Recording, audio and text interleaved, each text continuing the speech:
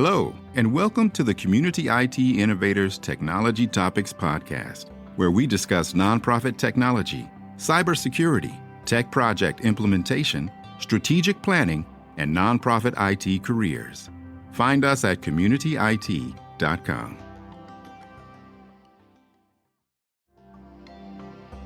Thank you for joining this Community IT Podcast Part 2. You can find Part 1 in your podcast feed if you subscribe wherever you listen to podcasts. Hello, everyone. Welcome to the Community IT Innovators webinar, Building a Foundation for IT Innovation at Nonprofits. So my name is Carolyn Woodard. I'm Marketing Director at Community IT, and I'll be monitoring the Q&A in the chat today and helping Pat and Sarah with their presentation. Sure. My name is Patrick Sprehe. My name is Sarah. So then moving on to IT basics, to kind of the must-haves. So I'm actually going to start with infrastructure. So in general, you want good infrastructure. You want your staff to be using good computers. If they're using slow computers, then they're losing half an hour a day. That adds up to a lot of time lost. 2.5 hours a week, about 10 hours a month. So you want people on good computers. You want to keep those computers up to date and replace them regularly. You want to make sure that those computers are getting updated and patched, and that any kind of data is being backed up. You also want your infrastructure systems to be maintained. So these days, a lot of infrastructure systems are in the cloud, but if you have servers, you need to replace those regularly. Other infrastructure such as firewall, wireless, network switches, those kinds of things, you want to replace regularly as well. When you are replacing something or making any other change, you want to make sure that you are planning and designing that around kind of what you need. We've been talking about how you don't always need the latest and the greatest. Sometimes what you want is just what gives you the biggest bang for your buck. But when you're implementing them, again, the change is, or the technology is not really the challenge, it's the change. And so you want to make sure that you are managing that change, that users are adopting it. Ideally, you're looking for options that integrate with what else you have, or finding ways to integrate them, and that you are budgeting for those changes for not just the technology, but also for the change, and then that it is fitting into a bigger part of your strategy. The purpose of technology is to help you fulfill the mission of your organization. So what you're doing with technology should be aligning with what you are doing as an organization and whatever the kind of the business goals of your organization are.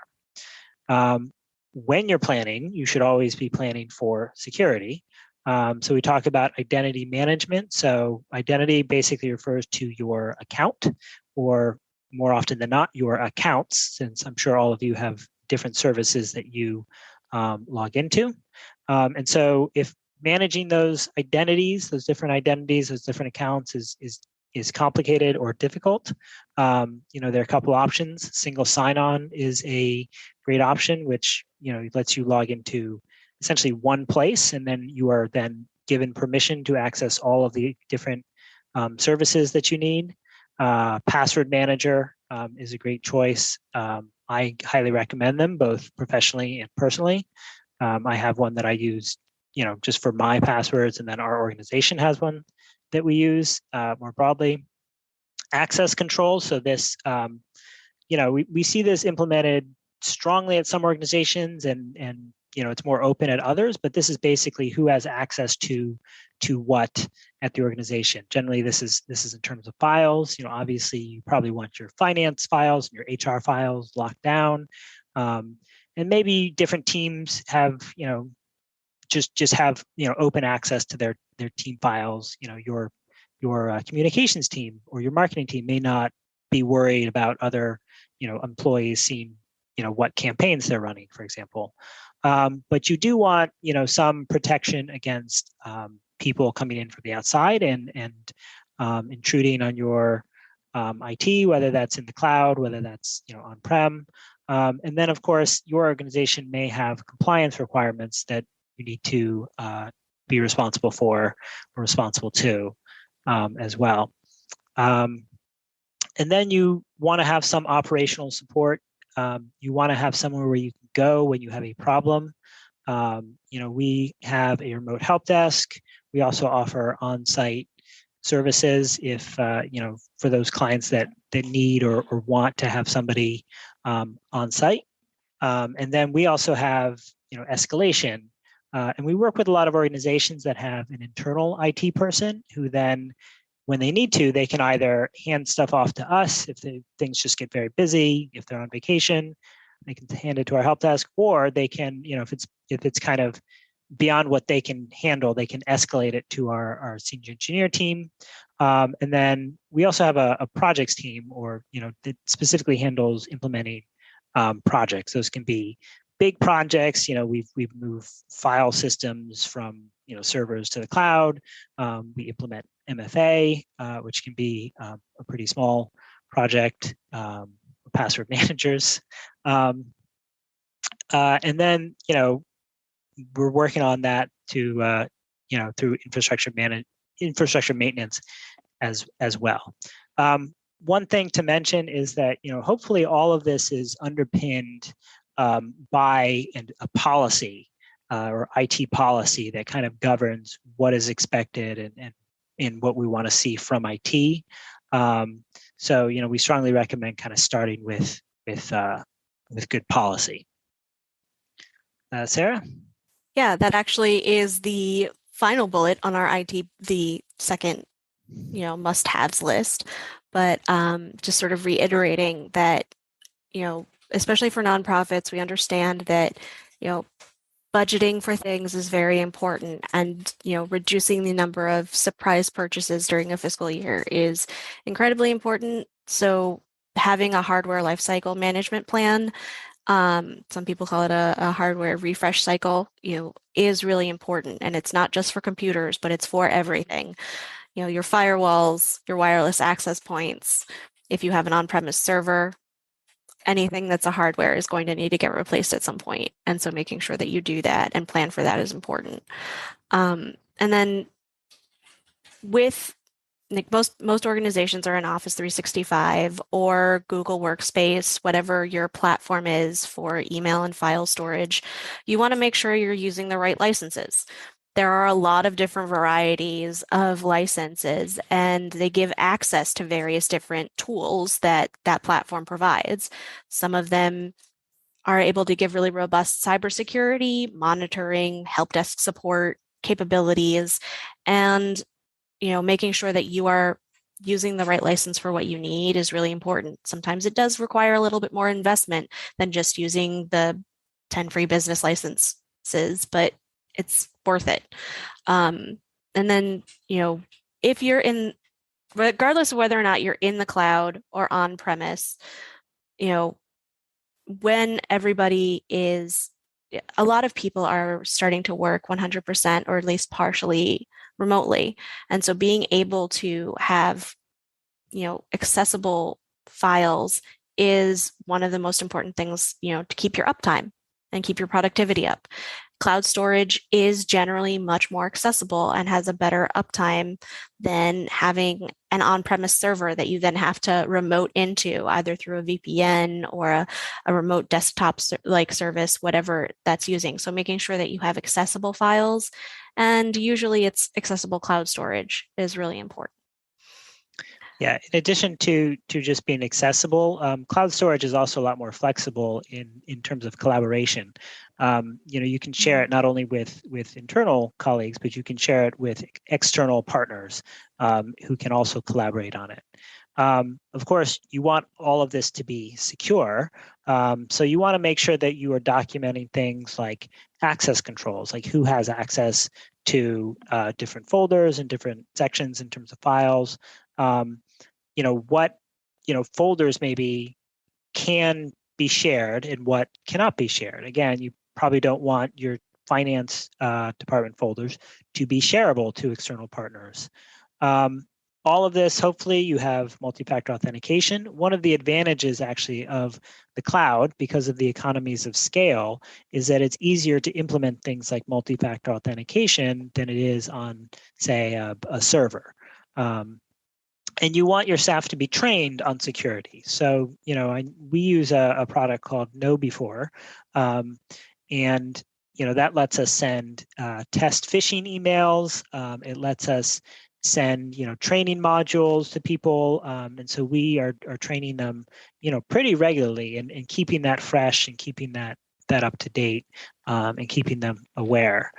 And then we want our collaboration tools. So whether it's Slack, whether it's Microsoft Teams, it could be Zoom, it could just be email, but we want it to be secure and we want it to be well utilized. So if you are introducing a tool that nobody's really using, then maybe you need to think about how best to either work with the organization to improve utilization. Or maybe it's just not a tool that people need or want to use. And then again, to come back to IT governance, we want IT to have an owner, and we want there to be policy that says kind of what's expected, what is acceptable, what's an acceptable use of IT equipment. And other documents that may be useful are things like a disaster recovery or an incident response plan, so how and when to respond to an incident, to an issue. And don't let those policies get made and then just sit on a shelf for 7 years. They have to be constantly refreshed and checked to make sure that they are keeping up with the times. We had a big tech jump happen throughout the pandemic, and making sure that we, have the IT governance and the documentations adapt to that is really important.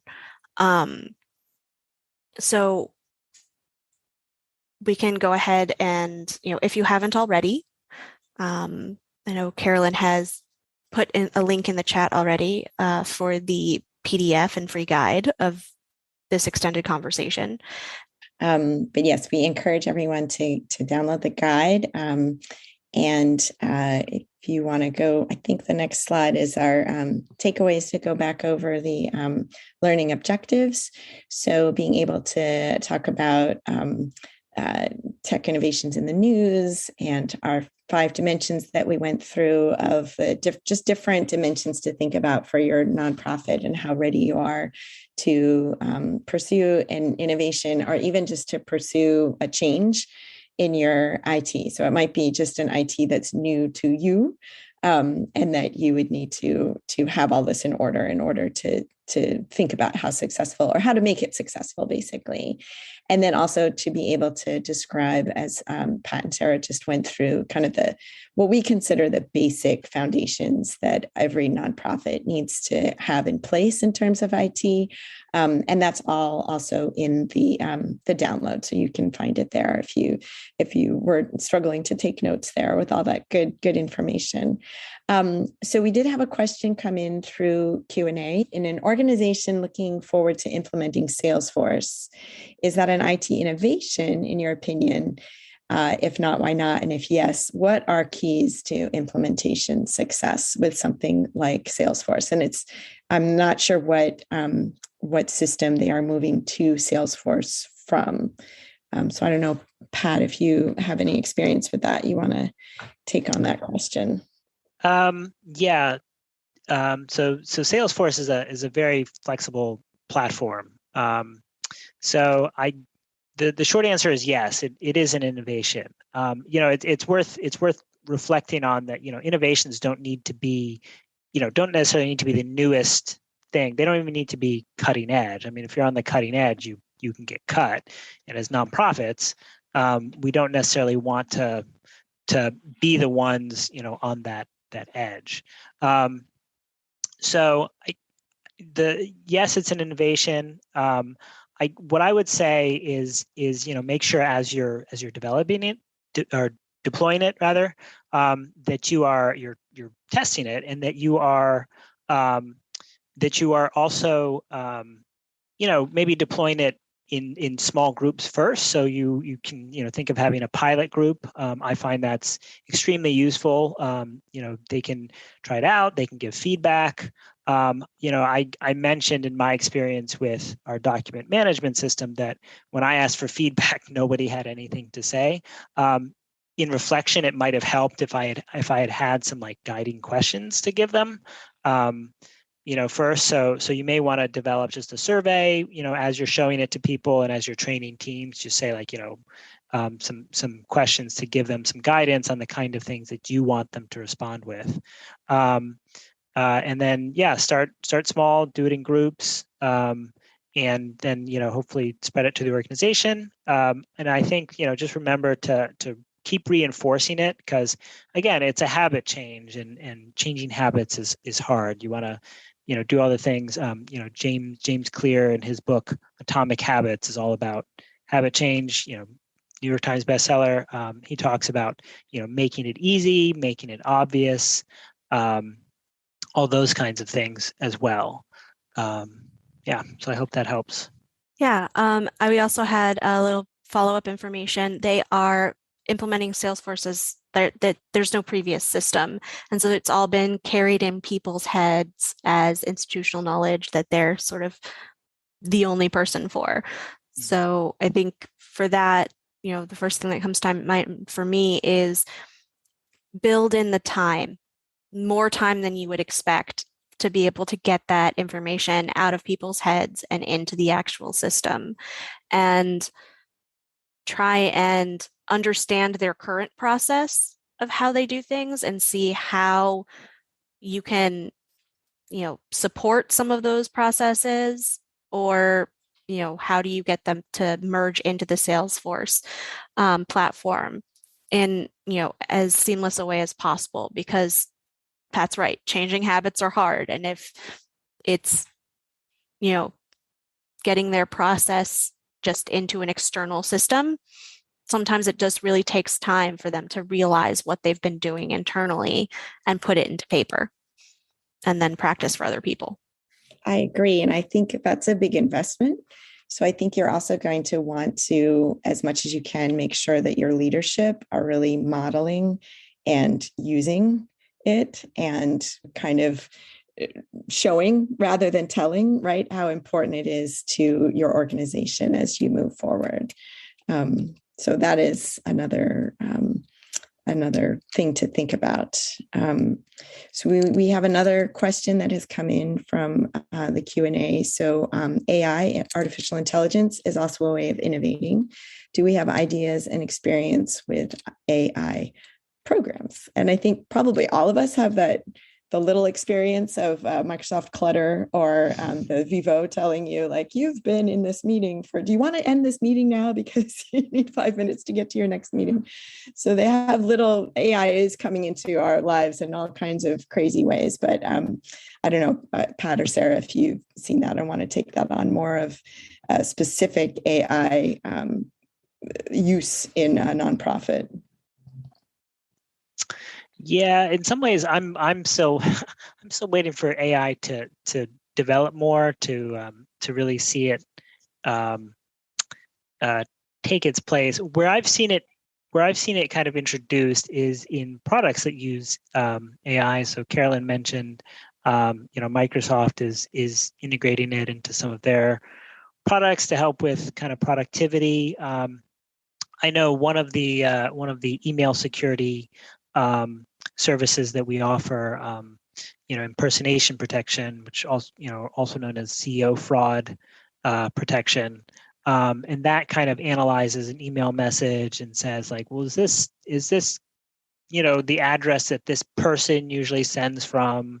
Are there any red flags? And so kind of the AI kind of looks at that and says, well, this is asking you to do something immediately, like fill out a form because your account's been compromised, and that's very suspicious. So we're gonna, junk that kind of thing. That's some of the ways that I've seen it done. And of course, there are, very often if you go to a website, you see a little like pop up that's like, hey, do you want to talk to somebody, or do you want to talk to this, computer generated customer service representative to figure out what product you want or that kind of thing. So I've seen it in those cases. None of those are really nonprofit specific, and so I think that's kind of the best kind of use cases where I've seen it. I think I've also seen products aimed at nonprofits in terms of AI that will scan your database for you and kind of tell you when to contact your donors, when they're more likely to, don't give. I think that's kind of, for me right now, that seems a little bit, like you were saying, Pat, too, on the cutting edge. They're expensive programs. And again, it's some technology or innovation kind of is trying to offer you a quick fix. If you just implement this program, you'll know where your major funders are in your database. But it's if your database isn't in good shape, if you don't have good data in your database, having an AI look at it for you is not going to help you with your fundamental process problem at your nonprofit. So I think those are all kind of issues that you have to have a healthy skepticism about. Is that investment going to fix a problem, or do we have a people problem that we need to fix? So I think we're getting close to time. Thank you so much for these great questions. And I love thinking about all of this stuff. So I really appreciate the questions coming in. I want to make sure to tell everyone that we have another webinar coming up next month. It's on June 15th at 3 p.m. Eastern. And that is going to be talking about Google Workspace. So we have a lot of nonprofits that are using Google Workspace for their entire organization, or also having to try to integrate Google Workspace with an Office 365 environment. So we have an expert, Steve Longenecker, is going to talk about all things Google Workspace for nonprofits next month. So we hope you'll come back and join us for that, because it is a very quickly growing platform that a lot of nonprofits are using and needing to manage. And there are a bunch of tools out there that we're going to talk about. So that is coming up next month. And I just want to thank you again, Pat and Sarah, so much for sharing your experience and expertise with us and helping us think about innovations and IT foundations. So thank you very much, everyone. And thank you, Carolyn. See you next month. Thank you. Thank you for joining this Community IT Podcast Part 2. You can find Part 1 in your podcast feed if you subscribe wherever you listen to podcasts. Community IT does these free webinars and podcasts for our community, and we love sharing our knowledge and experience. If you have more questions or are having trouble with your IT at your nonprofit, please get in touch with us on our website, www.communityit.com, so we can start a conversation or schedule an assessment. Downloading any of our free resources there will get you signed up for our webinar reminders, and you can attend our next webinar in real time and ask our experts your own questions. If you love podcasts, please subscribe and leave us a rating to help others find this leadership resource for nonprofits.